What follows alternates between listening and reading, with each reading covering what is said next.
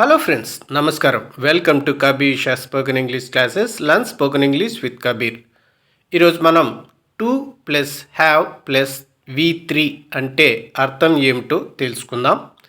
V3 అంటే past participle.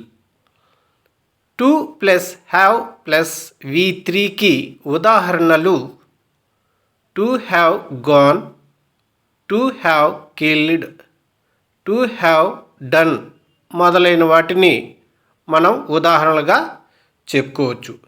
Friends, ఈ video మీకు నచ్చినట్లయితే లైక్ చేసి, షేర్ చేసి, సబ్స్క్రైబ్ చేసుకోండి. అలాగే బెల్ ఐకాన్పై క్లిక్ చేసినట్లయితే మన కొత్త నోటిఫికేషన్స్ మీకు అందుతూ ఉంటాయి. లైక్ చేసి, సబ్స్క్రైబ్ చేసుకొని నన్ను సపోర్ట్ చేస్తారని ఆశిస్తున్నాను.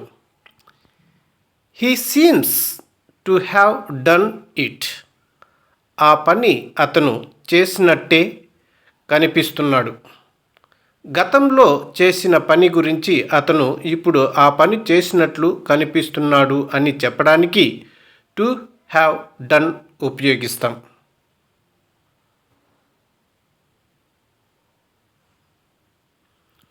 They appear to have killed the tiger. వాళ్ళ పులిని చంపినట్లే కనిపిస్తున్నారు. గతంలో టైగర్ చనిపోయింది. వాళ్ళు ఆ పని చేసినట్లే ఇప్పుడు కనిపిస్తున్నారు అని చెప్పటానికి టు హ్యావ్ కిల్డ్ వాడతాం.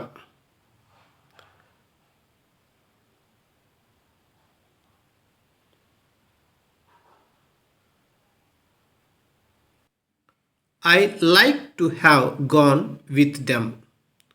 వాళ్ళతో వెళ్ళి ఉండటానికి ఇష్టపడుతున్నాను. అంటే వాళ్ళు వెళ్ళిపోయారు, నేను ఇప్పుడు మాట్లాడుతున్నాను. ఫ్రెండ్స్, ఈ వీడియో నచ్చితే లైక్ చేయండి.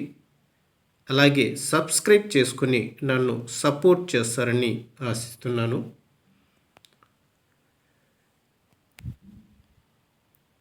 షీ లైక్స్ టు హ్యావ్ సంగ్. ఆమె పాడి ఉండాలని అనుకుంటోంది. గతంలో పాడి ఉండాలని ఆమె ఇప్పుడు అనుకుంటోంది.